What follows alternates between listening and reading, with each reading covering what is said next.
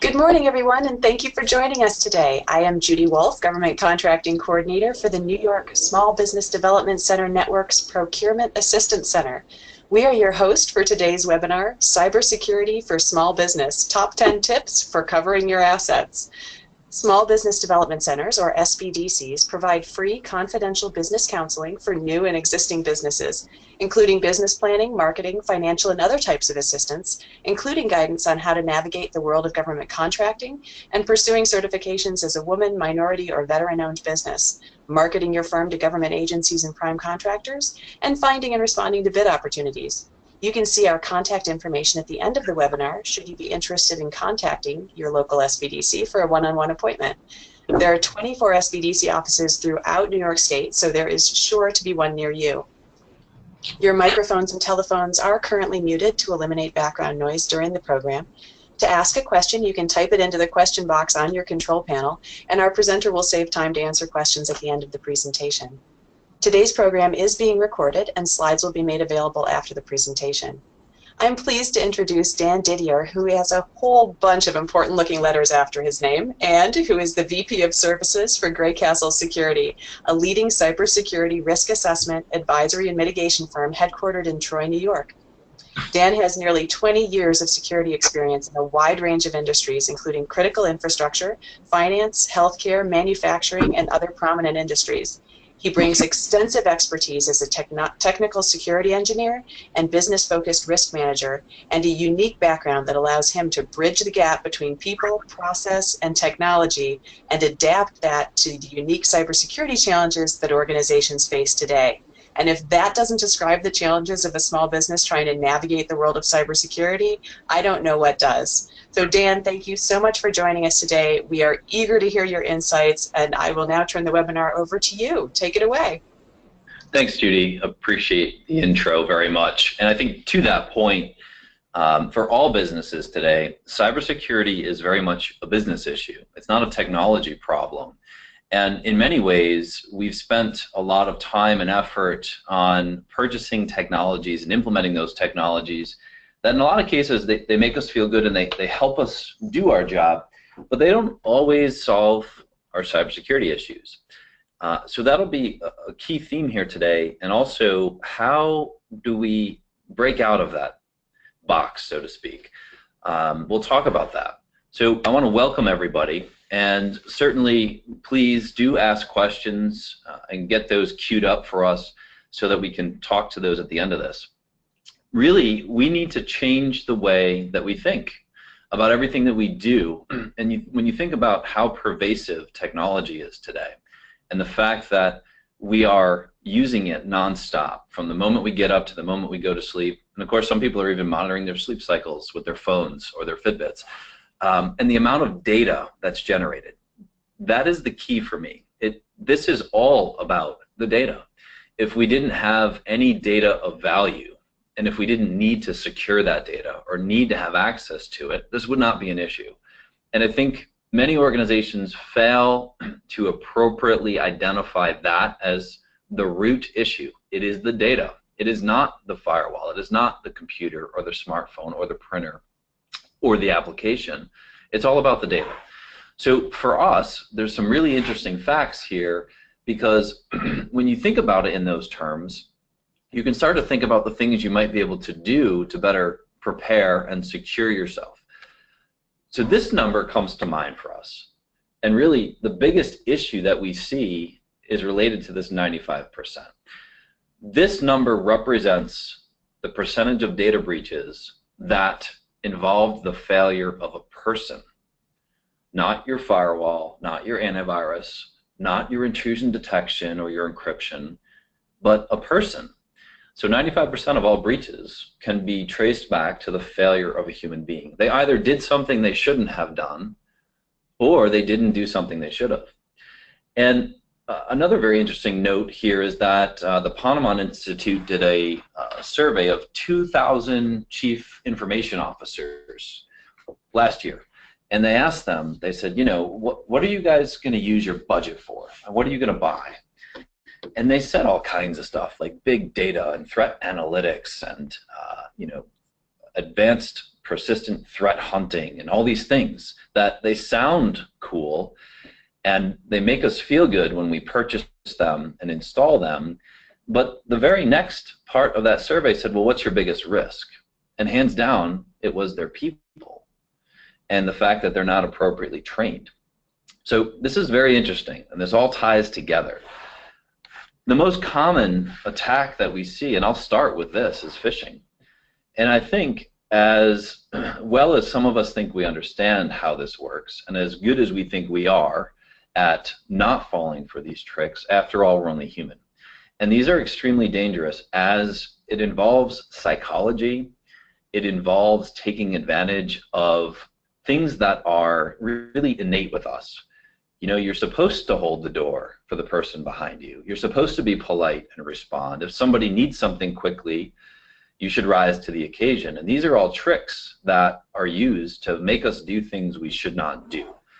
So really, 95% of breaches involve the failure of a person to address security properly. And a lot of that has to do with psychology and the fact that our caveman brains just do not understand the risks and the complexities associated with this age of technology where everything is instant and real time. So we'll talk about this a little bit.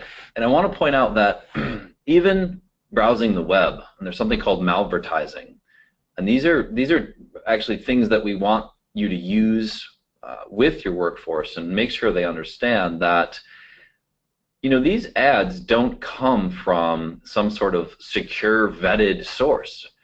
This is an ad network where ad space is resold and purchased by third parties. We don't care about their security. We're selling ad space, and they're posting ads. Now, these ads could be legitimate or not. These could easily be purchased by somebody that's looking to compromise your computer systems. So, you know, we go from the email-based phishing attacks to web-based attacks that are embedded in ads that, quite honestly, look legitimate. They're familiar to us. But when I click on that link, there's something very specific that happens between my computer and the internet. Every time I click on a link, I download things. I download data, pictures, images, scripts, and that's how websites load. So there can also be malware embedded in those. And ultimately, I mean, if you haven't heard of ransomware by now, this is what can happen. Malware is anything that we don't want on our systems. It's unauthorized. And in today's day and age, there's been a very interesting shift. When ransomware first came out, a lot of folks would say, well, why would anyone want to hack me? I don't really have anything that's that valuable. My data's not really worth that much. And guess what? The bad guys figured it out, because after all, the bad guys aren't a bunch of college kids, you know, hacking away at you from their parents' basements. They're organized criminals that are identifying ways to make money. And they scope out their targets, they refine their tool sets, and interestingly, ransomware is one of those that does not play favorites. And I don't need to have data of value for this to be a problem for me. If all of my computer systems and all of my data isn't available to me, that's problem enough. So, you know, this happens as a result of phishing. This happens as a result of malware. There's another thing people should know. You can get these sort of infections from just browsing the web. You don't even have to click on a link. If I simply load a web page, this is called a drive-by. Images and text and code is loaded just by going to that website, whether it's Google or the Times Union or Yahoo. There may be malicious code embedded in those websites themselves, so simply telling people not to click on links also might not be enough. And this is an important note because we'll talk about how important it is for people to identify things that might seem out of place and how they should report those, and if those are meaningful or not to the organization. There's another problem that we see. So with really the pervasiveness of smartphones, not only in our personal lives but in our business lives, we see a lot of this sort of stuff where we get these text messages that of various levels of, you know, concern and integrity, and maybe you know, some of them seem quite convincing, basically we call this smishing, right? It's just like phishing, except we're using SMS text messages to get you to try to do something. I want to be very clear. Your workforce should understand what these are and what the implications are. And depending how integrated or connected smartphones are to your network, you may have more significant impacts based on that connectivity. But if I see something like this and I say, oh, this is terrible, I'm going to opt out, so I'll reply stop. In fact, you shouldn't do that, because when you do that, you're actually making a connection back to this individual or computer system, which may lead to other issues. Now, vishing is an example of when you get those phone calls. Everyone's heard the scenario where your parents or your grandparents get a call from Microsoft or Apple, and they're trying to help them solve a security problem on their computer, and they look at some stuff, and then they say, oh, well, all you need to do is buy the upgraded version for $59, and you can give us your credit card number. But there's a lot of other examples of vishing, and certainly we see these targeted at people and organizations generally that have access to the bank accounts. And those are sometimes the most concerning, because if I can trick someone into allowing me to get access to your bank account and wire your money out to an untraceable bank in Estonia, the money is gone. There's no clawing that back.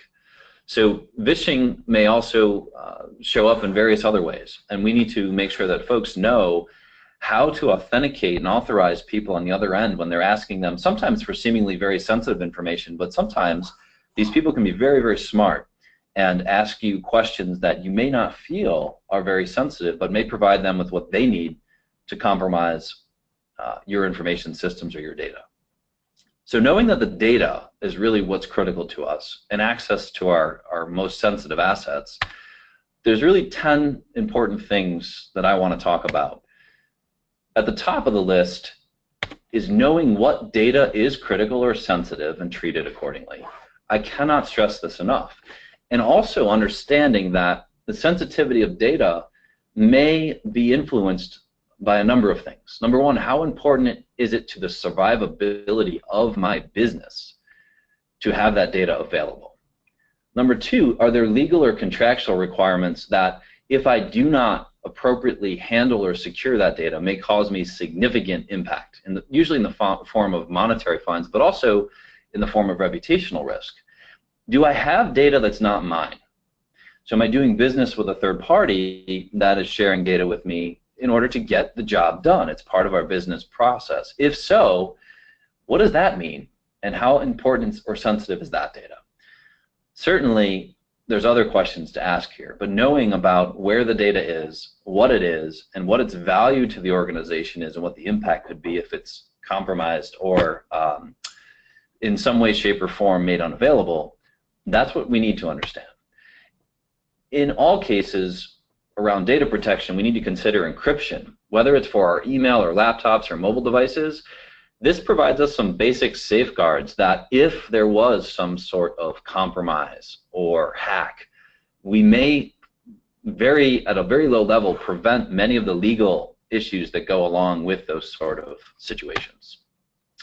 And make sure that important data is backed up regularly. I can't stress this enough, and we'll touch upon this in a little more detail later.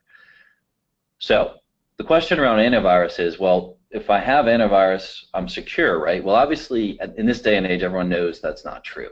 So you really have to be realistic with your expectations around what antivirus will and will not do for you. The best case scenario, if I had to boil it down, is it's roughly 50% effective. So half of the bad stuff it will catch. The other half, it doesn't. And in many cases, it's around 30% effective. Does that mean I shouldn't use it? Absolutely not. So 30% is better than zero. 50% is certainly better than zero. I should use it. And if I'm going to use it, I should make sure it works right. And this is another big challenge where I alluded to this earlier, where as individuals, as human beings, we feel like, well, I've got that technology, so I'm safe. But you have to make sure that it's working appropriately and it's up to date for it to really be effective. So just having it is not enough. You have to make sure that it's working appropriately and up to date. And I'm sure we can all think of examples of where, we see where, oh, this needs attention, or your license is about to run out. And we say, I can get to that later. And also, we should be sure to run full scans regularly. Now, many solutions do this by default. Some don't. Some people disable this. That is really not a great idea. We want to make sure that we are doing a full scan periodically and that we're not only scanning the pieces that we use regularly, because much of the malware today tries to hide and obscure itself into these areas where we don't generally go or the systems don't generally look. Do not use multiple products. So if antivirus is 30% effective, or at best 50% effective, should I have two? Will I be 60 to 100% then? The answer is absolutely not. In fact, you might be less secure because they conflict with one another. One antivirus product may even think the other one is a virus itself and try to uninstall it. So use one product, use it well. Does it matter which product I use? Not so much. Certainly there are differences, but overall effectiveness of antivirus, they're very, very common. I would say the most important thing is to make sure that you're using it and you're using it right. So passwords, we hear a lot about this. Very interestingly, there's been new guidance posted by the National Institute of Standards and Technology, considered the authority on password security. Previously, they said, you should have these crazy combinations of letters and special characters, just garbly-gook that nobody could remember, and change them very often, every 3 months or 6 months at the most. Well, they've actually come out with new guidance which says, that's not really a great idea. We actually think you should have longer passwords with less special random characters, and don't change them as much. Because what happens is people actually adopt patterns or processes that are easily guessable. They'll end up writing the passwords down or texting or emailing them to themselves. They'll use the same password for every single site. And when it comes time to change them, they'll just try to change one little character. So that has many, many, many problems. Plus, it's extremely frustrating. It's actually more secure to have a more common base phrase or what we call a passphrase than it is to have just a random set of characters and numbers. So you should absolutely have a unique password for each application or website. This can be hard, but I can tell you if you've ever used the same password in more than one site, and many people do and use them at multiple sites, it's very likely that password has been compromised. Anybody that's had a Yahoo account, over 1 billion users, your passwords are known to the public. If you've used that password anywhere else, I can now attempt to log in as you. You need to keep them confidential. So do not text them, do not email them, do not save them in your notepad or your browser or whatever it is. In doing so, obviously you're opening yourself up to risk where that could be viewed or shared inadvertently. Or if your system did have ransomware or some sort of malware on it, it's already known by the bad guys. And consider using a password manager. So there are tool sets that allow you to maintain individual passwords by having one single password. And that means that that one single password is extremely important. So it should be very secure. It should absolutely not be used anywhere else. And this can be an effective way for folks to maintain good password hygiene for those various sites and systems you use. One of the most important things you can do is enable what's called two-step verification. If you haven't done this, you need to do this now. For your banking sites, for your social media sites, and for any other site that contains extremely valuable information for you, your iCloud or your Google Drive. Basically what this does is adds another layer to your login process. And I'm sure many of you are familiar with this, but you need to rethink which sites you have that should be enabled using this. Do you really want someone to take over your LinkedIn account and start posting messages as you are communicating with folks in your network, or grabbing your content? Worse, do you want someone in your online cloud storage where your pictures and documents are? If you don't enable two-step verification, all I need to do is figure out your password, and there's many ways to do that. So two-step requires you to provide a second factor. A lot of times it'll be by sending a text message to your phone with a one-time password, but there are other mechanisms as well. So I'm going to give the folks on the call an easy way to remember strong passwords without having to write them down, and that can be used in that can provide unique passwords for each site that you have, you should pick a base phrase. So I love cybersecurity is probably a really good one to use. And you add the first and last letters of the website to this. So let's say for Chase Bank, it's I love cybersecurity and Chase, and capitalize the first letter of the website. Now you can already see how you can change this to your liking. This is a pretty darn strong password. Now, what we do is we consider how this might look for Chase, for Amazon, for LinkedIn, for Facebook, and you can see there's a bit of a pattern here, so that could be a problem. But I would say these are very strong passwords that would be very difficult to hack, crack, or guess. But ultimately we say, is that really enough? Now, these might be perfectly fine for sites that don't have data that have a lot of value to you. But you can make these even stronger by adding a couple of other simple rules. So number one, you could say, based on however many letters are in that website, I'm going to multiply that times 5. And I'm going to add a couple of special characters. So if you do this, you might have I period, love period, cybersecurity, exclamation point, 25, CK. Now this is the password for Chase Bank. I don't have to write this down. This is extremely secure. And I actually have a process to remember what this is. That's pretty darn simple. And you can do this for your other sites as well. So now, that being said, if you have a password manager where you keep all of these, you may need an extremely secure, unique password, and you may not want to write it down. And just use a sentence. And what I did here is I picked the sentence, today, comma, the sun is bright, exclamation point. And my own little rule is I simply take the first 2 words and put them at the end of the sentence. This password, I would argue, would not be able to be guessed by anybody or any machine in any reasonable length of time.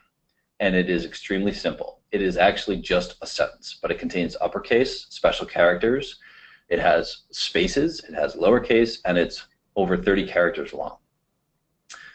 It is okay to write this down, by the way, and this is something I want to be clear about. You shouldn't write this down on a piece of paper that says password for my password manager or for my bank account, but if you just wrote this down, because you wanted to make sure you had it somewhere, but you didn't say it was a password. And by the way, just the sentence that said, today the sun is bright, I don't really think anyone would ever be able to guess that this is actually a password. And they'd still have to know that you took the first 2 words and put them at the end. Very effective, very easy to remember. I can even write it down. It's probably not going to cause me much issue. So email security. So everyone, we hear lots of things, like don't click links in email. Does anyone think this is absolutely insane? Well, isn't email for sharing information and aren't links for clicking? They are. Unfortunately, the systems we have are being exploited by a small number of individuals, which causes the larger group of people to have a lot of heartache. So you can click links in email, but you need to be careful about how you do that. And in some cases, you might consider using regular old plain text email. Don't embed all of that HTML code and pictures and links if you only need to send a simple message. It reduces the likelihood that there is some sort of problem with that message, and it also makes it better for the person on the other side. Do not use email for sensitive data. Obviously, we have other solutions that help us do that, and I'll talk about these here in a moment. What I do want to do is show you some examples, and I hope that you can use these examples with people at your business to understand how you can be more effective at determining if an email message is, in fact, safe or not. There are a number of things to look for. The first thing I do is I look at what I'm being presented with from a wording perspective. When you see strange words that do not sound like anybody you know talks, like herewith, it's a red flag. And when I see something that says, it's from something that I don't really understand, direct deposit to payment number was declined, it's out of date, you need to click here to update this. So there's a couple things going on here. There's a sense of urgency, it's about money, and they're asking me to do something. So go back to our caveman instincts. I want to solve this problem immediately. It sounds like a big deal, but I need to pause and stop. And if I just said, you know what, herewith. That is really strange. My rule is, if there's ever a red flag, I don't do anything. I delete it. Because if it's truly that big of an issue, someone will reach out to me in a more meaningful way. Now, if you decided that you wanted to actually do this, and you are going to click on that details link, what you should actually do is simply hover your mouse over that link, and it will show you where it's going to send you. Now, the link you see here is http://craigybad.org with some random number of things. This does not at all sound like anything to do with a direct payment with NACHA. So that is a significant clue that this is a problem. The other thing I can see is that the from address from the email, it says it's no reply, but when I look at the actual email address, I can see it's something else. So that's another clue. These are all tools that you should be using whenever you're receiving emails, and especially if you have any concern whatsoever. And you'll probably validate that they are, in fact, not something you should be clicking or replying to. Now here's another example, PayPal. And based on what I just told you, unfortunately, there's no text or wording that looks strange, but when I hover over the link, I can see it absolutely does not go to PayPal. And when I look at the from address, even though it says it's from the PayPal team, it's some address, PayPal@inti.service.com, which doesn't sound like PayPal to me. So the clues here tell me this is absolutely a phish. And when I go to this next version, which is actually a invite request from LinkedIn, I can see that Amber Larson wants to connect with me. And again, the from address makes no sense, Della Gordon. And when I hover over the accept link, I can see it actually goes to a random set of numbers, which definitely isn't LinkedIn. One thing I want to point out, you should never click on the unsubscribe or any of the other links in any email like this whatsoever, because they're probably also likely going to either install malware or direct you to some sort of phishing site to extract more information from you. In sum, is the sender's address questionable? Is there a sense of urgency? Is it about money, or if you don't do this, something bad's going to happen? Are they using strange wording or non-US dating formats? 10 October 2006, for example. Is there some sort of repercussion if you don't do this? And do the links look good? So if you do these things, in most cases, you'll catch most of the phishes. Now, every day things change, and there certainly are more and more of what we call spear phishing, which are very targeted by very smart individuals that want access to your systems or money. So at the end of the day, we absolutely know that this is a phish. And we need to keep in mind that phishing and things related around it can be extremely hard to detect and extremely serious. But if we follow these rules, that if something just doesn't feel right, stop and don't do anything, you'll prevent 99% of the issues, if not all. So number 5 on my list is around browsing, right? So anytime I connect to any resource of the internet, I am putting myself at risk. Why? Because I'm actually downloading pictures and images and text and code and all these things that do things on my computer. So for me to use my browser in a safe way, you really shouldn't save your passwords in your browser. Why? Your browser is just software, and all software has vulnerabilities. Some we know about, some we don't. There will be new ones tomorrow and next week and the week after that. And some of those vulnerabilities are known to do things like disclose your saved passwords to unauthorized third parties. Don't save them in your browser, especially if you have good password hygiene. Stick to known trusted websites. It's just like looking and clicking on links in suspicious emails. If you're going to suspicious websites, guess what? They may very well be targeting you to exploit with malware or some other set of software that is intended to do damage. And don't install unknown software. How many websites have we gone to where something doesn't display right? To make it display right, you have to install XYZ add-on or some software package, or I'm looking to solve a problem with my business and I found this really great free software that says it can help me correlate my email marketing objectives, make it easier for me, so I download it. If you've never heard of that software before and you're not sure about its authenticity, don't install it.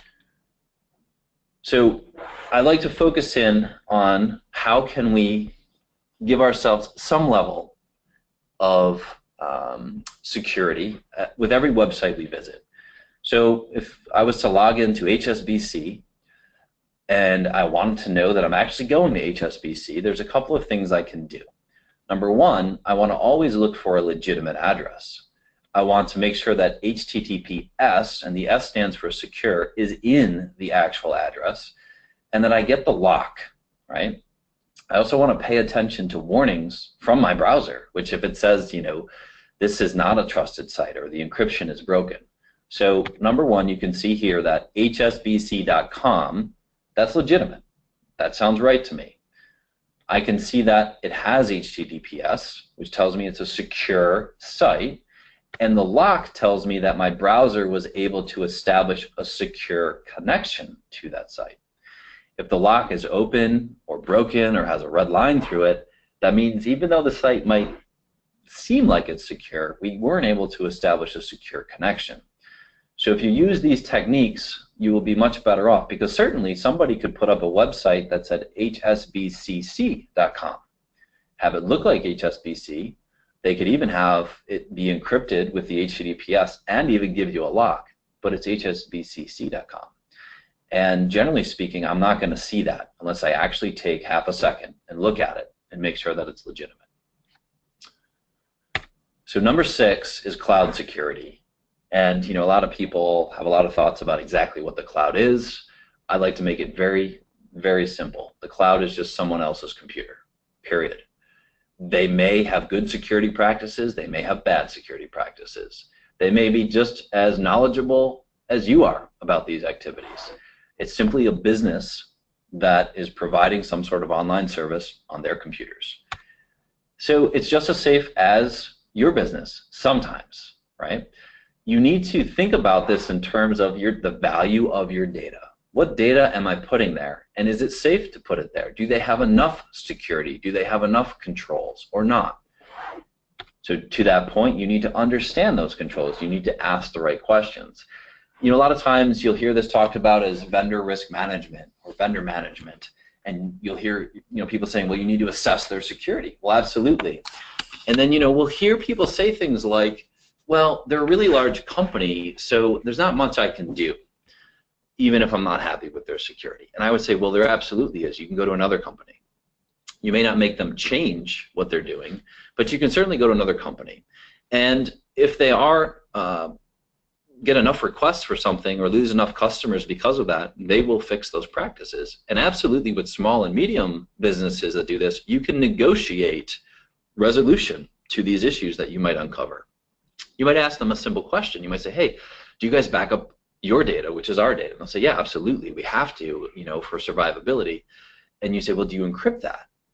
And they'll say, well, not all of it. And then you have an opportunity to understand what that means to you, and if you would like your data encrypted, you can talk with that vendor about how you might get there and if they can do that or not. And if you can agree upon a resolution and work toward that, then great. If not, you may be forced to go look at another solution. And certainly there's a number of controls that you should look at to ensure your data is appropriately secured. And understand your liability. So I don't think there are many people that still believe this, but if I put my data in the cloud with another vendor and they have a breach, that's their problem, not mine, right? Absolutely not. You just told me it's your data. You decided to work with that vendor. It's your data to secure, and if you didn't do the appropriate due diligence to ensure it is properly secured, that's your problem, legally, reputationally, and as far as any business partners or contracts go. It's not your vendor's fault, it's your fault. So make sure that that is clearly understood by you and everyone on your team as you're making these decisions. Mobile devices. Again, so how much security should we apply to our mobile devices? I would say it's completely based on the data that that device either has stored on it or has access to.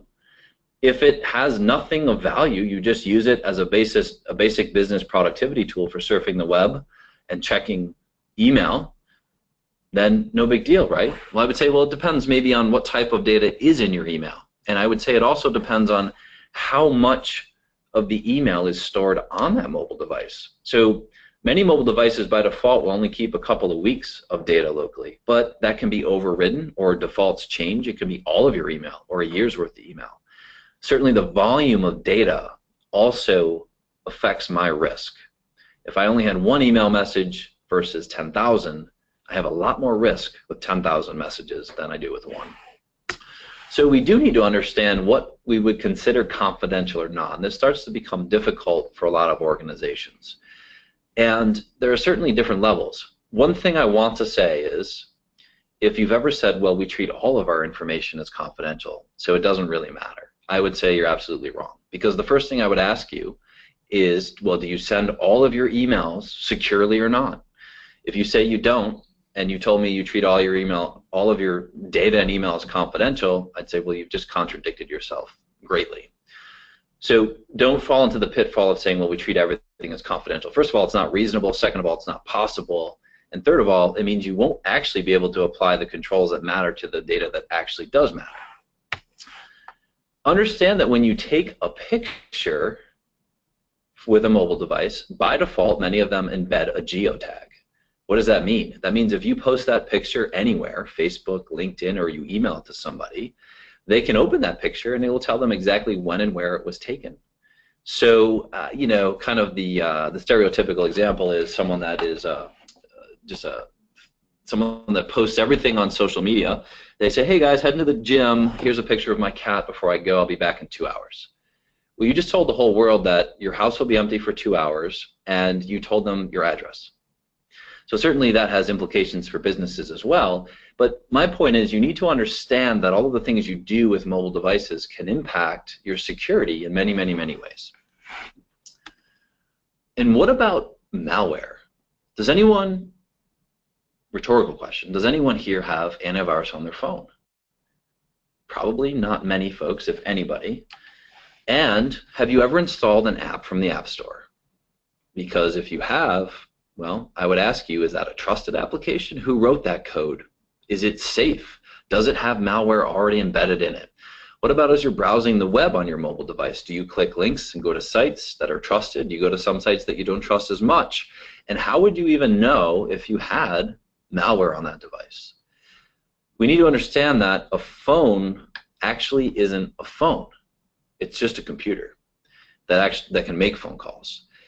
And this actually applies to everything today. Most devices in today's day and age are actually computers that just do something, but they can do other things, and they can be infected, they can have malware, and they can be used to launch attacks, like the recent denial of service that was performed against many of the large internet sites that you frequent, such as Amazon.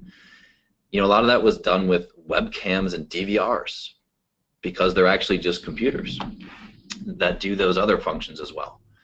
So understand what the impact of using these devices are, and the fact that they are just a computer, and that if you have enough sensitive data on them, or they have access to enough of your network resources, you may have to apply additional controls. So know what data is on them, use strong passwords. So if your device does not have a password, that's just asking for trouble. Turn on encryption. If you have sensitive data on your device, make sure that you're encrypting that device so that when you lose it, and you will lose a mobile device sooner or later, you don't have to deal with lawyers and regulations around data privacy to determine if you've had a breach. Turn off unneeded features. By default, there's many, many, many things on. Wireless connections and Bluetooth, and near-field communication, GPS, all kinds of stuff. You may not use most of those things or many of those things. If you don't need them, turn them off. Why? If Bluetooth is just on, that means anyone that walks by you can scan your device and see if they can access it. It'd be better just to disable that. And be careful with apps. If I haven't already talked about that enough, just make sure that when you're installing applications that you're not just doing it on a whim. There's a real legitimate need for it, and that you're comfortable that it won't impact your security in a negative way. One thing I like to talk about is webcams. So see a trend where people, tape their webcams, and that's fine, I guess, unless you actually need to use it for business purposes, such as someone like myself does. This is a very popular photo that went around social media of of certainly of Mark Zuckerberg, and you can see someone zoomed in on his laptop, and you can see he's got a piece of tape on his webcam and the microphone. And again, that may be effective for you, may not be, but I would say you should use some sort of physical cover. Luckily today, they have these nice little handy sliders where I can just slide that little piece of plastic over and I know my webcam is covered. When I need to use it, I can slide it back. Number 8 is social media.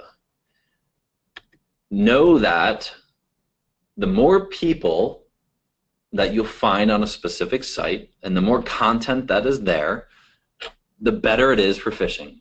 Why? You're absorbing information, you're clicking links left and right. If I can trick you into doing something there, then I can have a better impact. And as an organized criminal, I want to make money. So be careful.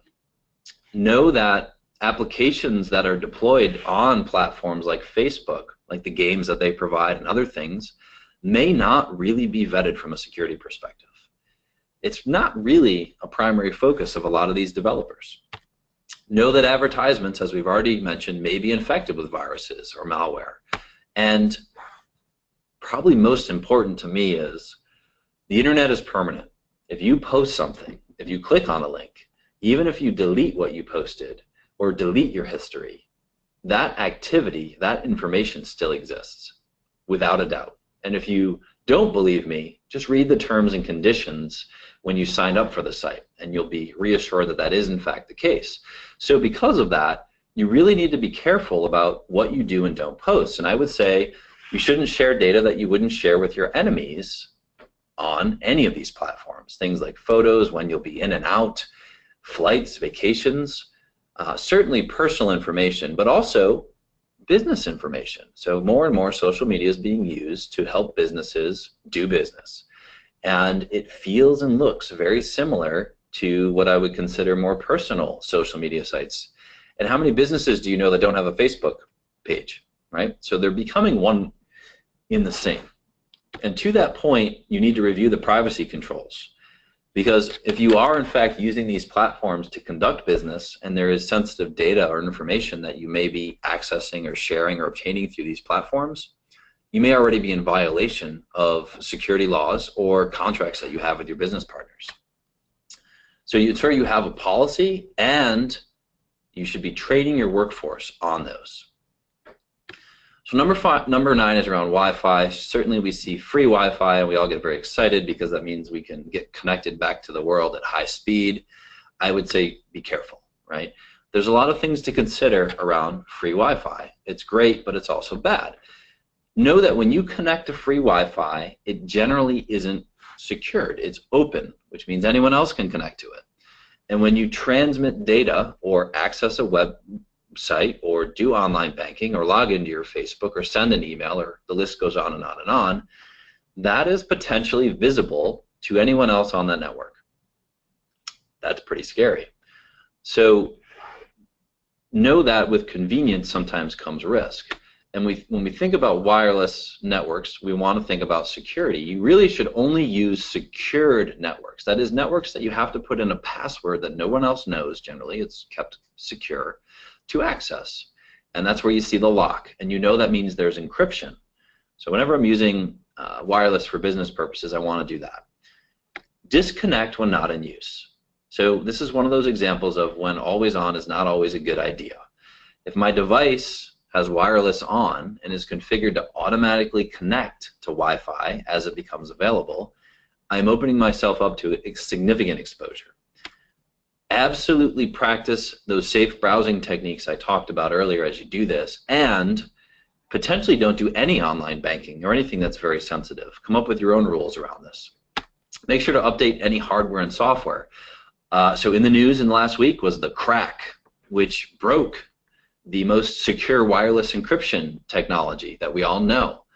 But there are fixes to this. But if you don't apply those fixes, you're vulnerable. So you may be using what you believe is something that's secure and it actually isn't.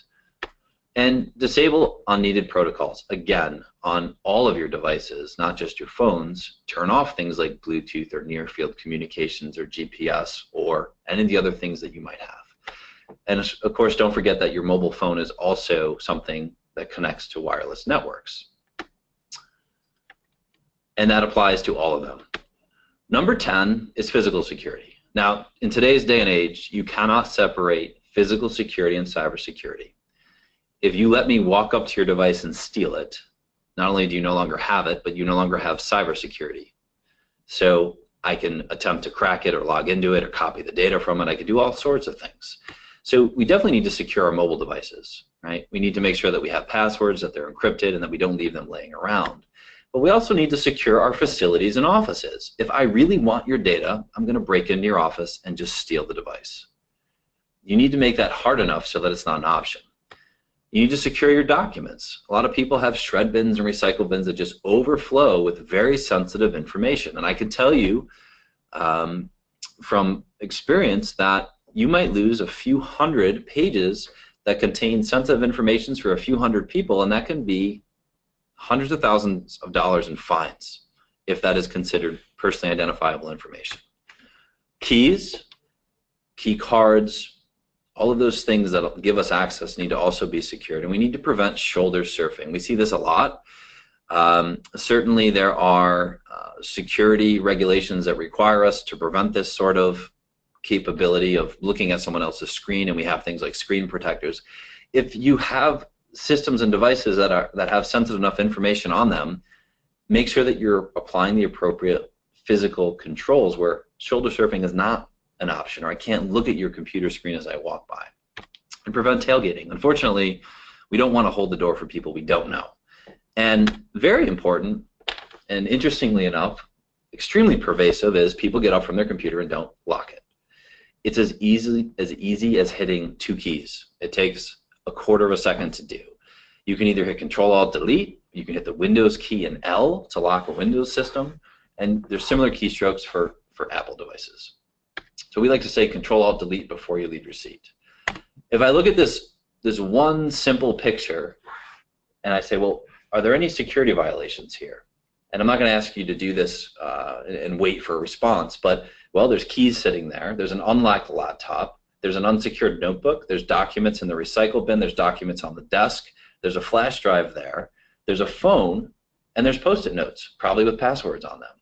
In this one little picture, we have almost 10 violations that, depending on where this is and the type of access to this office, could result in some sort of significant breach of your system or your data. I want to talk about one more thing that to me is extremely important, because who here hasn't heard of ransomware? And who here hasn't heard that, well, it's terrible and, you know, there's things you can do to prevent it, but you can't prevent it completely, but if you have a good backup, you're okay. And I'm here to tell you that that is not true, at least in a specific way. So when we think about ransomware and backups, if you have a good backup, true, you may be able to recover. But if you don't have an offline backup, you may not have a backup. What do I mean by this? So one of the things that GreyCastle does is we respond to security incidents. Sometimes they become a data breach, sometimes they don't. Sometimes they take businesses offline for a long time, sometimes they do not. And I can tell you that of more than a few organizations that we've seen have ransomware, the bad guys were smart, they were intelligent. They actually went into the network and looked around. They wanted to see, well, where is the sensitive data, and how do we make sure that we do lock that up when we're ready? And how do these people back up their data? Because if I delete their backups and then encrypt their systems, they have no option, and that's exactly what's happened. So the bad guys will delete your backups in some cases. Paying the ransom may not work. So you put these two pieces together, and that means basically you're out of business. So some of these criminals are not technologists, nor do they care if when you pay for the ransom and you get the key to unlock it, it doesn't work. Well, maybe they just say, sorry, but thanks for the payment. At that point, you have zero options. And if you are put into that position and you do pay, perhaps it doesn't unlock all of your data, and they decide to extort you more. The recommendation is you need to have what we call an offline backup or an air-gapped backup. I cannot be able to get to it through a computer system, because if I can get to it through a computer system, it's not safe. I can't stress this enough. You know, this is not something that has a very, very low probability of happening. This happens. We've seen it multiple times just within the last few months. And one of my other very important tips is make sure that you and your workforce knows how to identify and report security incidents or security events. What are they? What should I be worried about? Who should I tell? How do I tell them? Should I wait and see if it's okay, or should I tell people right away? So this applies to things we consider very common, like viruses or malware or ransomware, but also if I see someone use a computer in a questionable way, or I see someone use a computer that I don't think they should be using, I should be reporting this. If there's some sort of disruption of service that seems out of place to me, like maybe that website is acting finicky or strange, or I had to log in twice to get to it, well, that might be a sign that you have a piece of malware on your computer intercepting your logins. If there's any unauthorized access of physical location or our facilities, I should report that immediately for more than just computer security reasons, of course. And if I believe there's been some sort of data loss, like maybe information that I thought was somewhere is no longer there, but I'm not really too worried about it because I know other folks are in here and they've been moving stuff around. Well, actually, this could be a sign that there's something more significant going on. And ultimately, you should have some sort of plan to follow if and when any of these things occur. If there's one thing that we know, it is that if you're trying to respond to an incident as it unfolds and you've never thought about it before and you have no process around that, you're not going to do a very good job. And the most important thing is being able to respond to these incidents in a way limits your risk and solves the problem as quickly as possible. So certainly if I could solve an issue in an hour versus 8 days, the impact is going to be much, much, much less. And if you're trying to figure out what to do under a time of duress, it just doesn't work very well at all. So with that, I want to make sure to thank everyone that's on the call. I want to open this up to questions or comments or feedback, and hopefully you've learned something today, and maybe I've stimulated and created some awareness for you folks. Thank you so much, Dan. That was fantastic information. We actually do have some questions already in, and I would encourage anyone who has been saving their questions to go ahead and type that into the question window on your GoToWebinar control panel there. But the first question is there some easy way to get the browser to highlight Unicode characters that look like normal characters but aren't? Great question. And so ultimately what we're talking about here, I believe, is when people are trying to trick you, that you've clicked on a link and you've gone to a website that looks like your bank or your online music store, whatever it is, and they replace the I with a 1 or some other character that at a quick glance I'm not going to notice. I'm not aware of any tools that do that for me, but I would be very surprised if Google Chrome or Firefox didn't have third-party add-ons that you could use. So unfortunately I don't have the answer, but I would not be surprised if it doesn't exist.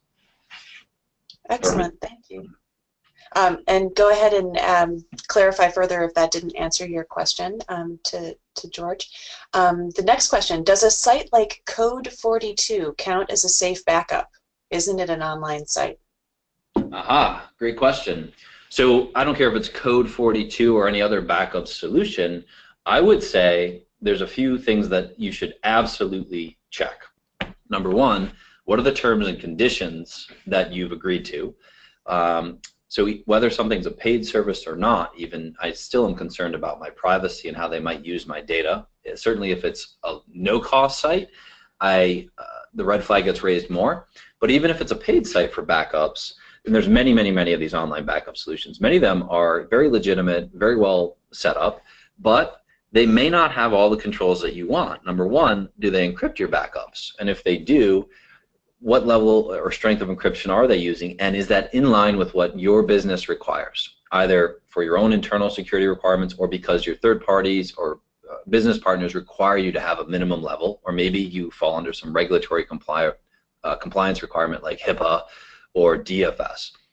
So you need to ensure all those controls exist, and certainly it's not all about encryption. There's other features and functions there you might look for, like how they actually go about patching and updating and identifying weaknesses in their environment. One thing I'll say is many of these online services have some type of certification. A common one would be a SOC 2. which is basically a report and validation on a set of security controls, which you can request from them. And there's others as well that hold some clout. They're important and they're valuable, but I would say just because I have that doesn't mean I'm secure. You still need to assess that and read between the lines. So hopefully that answers your question. No two businesses are the same. Certainly the folks on this call and the businesses on this call, but also online services, they're all not the same as well. They do not have the same level of security. One is absolutely more secure than the other.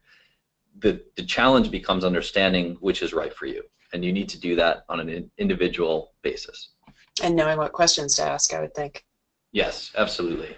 Yeah. Are there any resources for like a listing of the questions that one should be asking when vetting an online or a backup site? Yeah. So there are many data security standards that I think can be used to do that. As far as are there questions that I should ask for vetting an online site specifically, I don't know of a good resource that runs down through that process for you, because ultimately, again, what I need from a security perspective is going to vary based on my business. Yeah. So I will tell you this: there is what's called the Cloud Security Alliance, which has a very robust set of controls, and if the site complies with those, they generally have a very good level of security. Also, there's another certification that is used a lot in government, which is called FedRAMP. It's FEDRAMP, which also is a very significant set of security controls. It's not going to be as common, though, as the Cloud Security Alliance. Wonderful, thank you. We have another question. If using Apple products, are the encryptions and the key good enough to secure passwords? That is a great question. So Apple is known to have very good security. And as time moves forward, there are always weaknesses or vulnerabilities that are highlighted. Like recently, there was one that could impact the way encryption is handled on an Apple device, which could lead to some sort of exposure for you. What I would say is the most important thing is to keep up with the vulnerabilities and the patches on your device to ensure you always have the latest security, because today the encryption might be good, tomorrow it might not be, but the day after, if you've updated, it could be back to good. Hopefully that helps. I would say generally speaking though, Apple encryption is good and it is strong. Excellent. And along those same lines, you've talked some about it, but like for a small business in particular, you had mentioned implementing encryption for email, laptop, phone to be one of the basic steps you could take. But any recommendations for how to go about implementing encryption for email, laptop, and phone? Sure. So it's pretty rare nowadays that small businesses host their own email system. So once you're using a cloud-based provider, enabling what's called secure email, where I can send encrypted messages, is as easy as checking a box on your agreement with them and paying a few dollars more a month. So I would say leave it to the experts, the folks that provide those services, and take advantage of those tool sets. On your phones and laptops, it's also becoming more and more of a commodity. So it's very rare for organizations not to have what's called endpoint protection, which we might traditionally call antivirus on your laptop or your workstations and your servers. Many of those same endpoint protection solutions will also offer an encryption option for those devices. I would, again, recommend taking advantage of the tool sets that you already have to minimize complexity and simplify your IT operations. And from a phone perspective, it depends how integrated and how pervasive the use of smartphones is in your environment. A lot of organizations now have found it necessary to use what's called mobile device management, which again is in many cases a cloud-based solution that will allow you to some way, shape, or form enforce security controls on your mobile devices. So you can enforce encryption, you can enforce the use of password, and if someone loses their device, you have the ability to issue a remote wipe command or potentially even locate the device. So that's one option. Certainly you could also set up local encryption on that device. Many times just adding a password to the smartphone will also by default encrypt it. You just need to make sure that that is in fact happening and is one of the options. Wonderful. Dan, thank you so much. We could probably keep talking about this topic forever. We'll just have to schedule another webinar and keep Yeah. You really appreciate having you here, and you're very generous with your knowledge and information. So My pleasure. Thank you so much. Thanks so much to GreyCastle for bringing you to us, and thank you everyone for joining us today. Have a wonderful afternoon. Thank you so much. Bye-bye.